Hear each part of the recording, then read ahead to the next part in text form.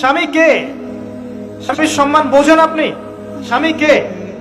যার ব্যাপারে নবী সাল্লাল্লাহু আলাইহি ওয়াসাল্লাম বলেছেন, আমি যদি আল্লাহ ছাড়া অন্য কাউকে সেজদা করতে বলতাম, তাহলে মেয়েদেরকে বলতাম তারা যেন স্বামীদেরকে সেজদা করে।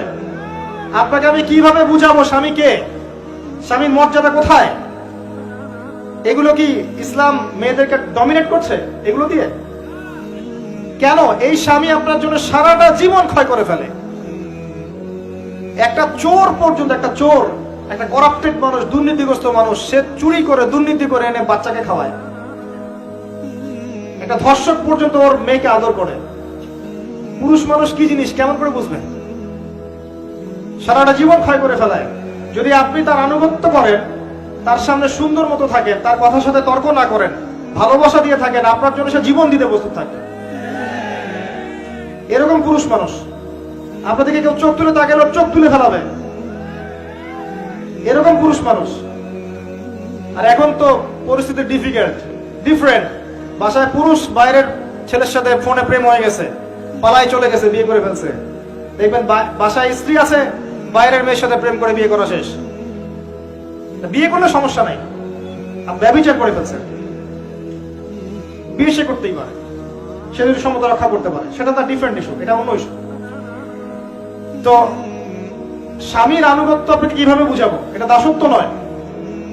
নবী সাল্লাল্লাহু আলাইহি ওয়াসাল্লাম বলেছেন, কোন স্বামী যদি কোন স্ত্রীকে চায়, তার প্রয়োজনের জন্য চায়, মহব্বতের জন্য, স্ত্রী যদি চুলায় রান্না করতে থাকে, ওই রান্না ফেলে দিয়ে তাকে আসতে হবে। হাদিস।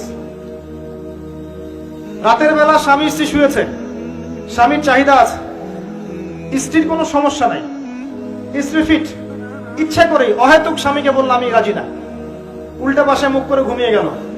আল্লাহর নবী বলছেন, সারা রাত আল্লাহর পক্ষ থেকে একজন ফেরেশতা আসবে, এসে এই নারীকে অভিশাপ দিতে থাকবে।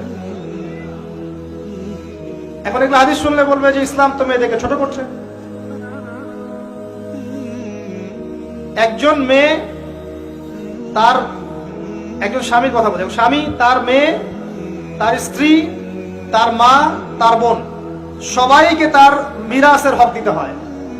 একজন মেয়ে তার বাবার সম্পত্তি পায়, কোন কোন ক্ষেত্রে তার ভাইয়ের সম্পত্তি পায়, তার স্বামীটা তো পাই, তার ছেলেরটাও পায়। নানি হলেও সম্পত্তির হক আছে। একটা মেয়েকে চতুর্দিক থেকে সিকিউর করা হয়েছে ইসলামে। তারপরেও কিছু ফ্যামিলিস্টের কারণে এরা বলবে যে মেয়েদেরকে ইসলাম ছোট করছে। হ্যাঁ, মেয়েদেরকে ইসলাম কেন ছোট করছে? কারণ পর্দা করে যে বাইরে বেরোতে বলেছে, ঢ্যাং ঢ্যাং করে নগ্ন হয়ে বেরোতে নিষেধ করেছে, এই কারণে।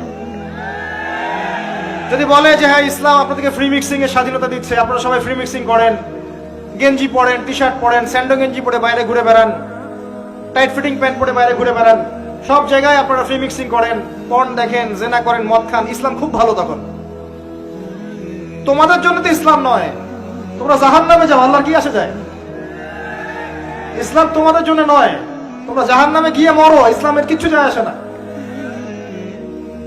আল্লাহর ওয়াস্তে পারিবারিক আদর্শের দিকে ফোকাস করেন প্রিয় ভাই।